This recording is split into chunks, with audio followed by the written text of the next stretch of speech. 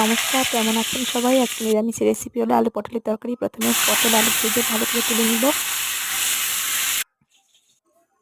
তারপরে কড়াইতে দেবো তেল, সামান্য পরিমাণে চিনি, তেজপাতা, শুকনো লঙ্কা ফোড়ন, জিরে ফোড়ন দিয়ে একটু নাড়াচাড়া করে আদা, কাঁচা লঙ্কা, টমেটো পেস্ট দিয়ে দেবো।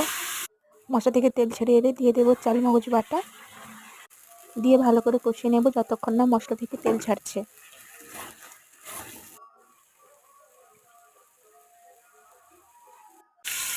অন্য কড়াইতে পনির ভেজে ঠান্ডা জলে দিয়ে দিব।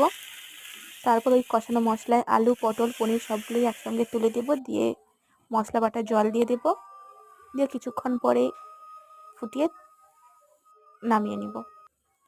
ভাত কিংবা পরোটা সবেতেই খুব ভালো লাগে। নিরামিষের দিন এই পদটি একবার বানিয়ে আপনারা দেখতে পারেন, খুবই ভালো লাগে খেতে। আমি তো ভাত দিয়ে ট্রাই করেছিলাম।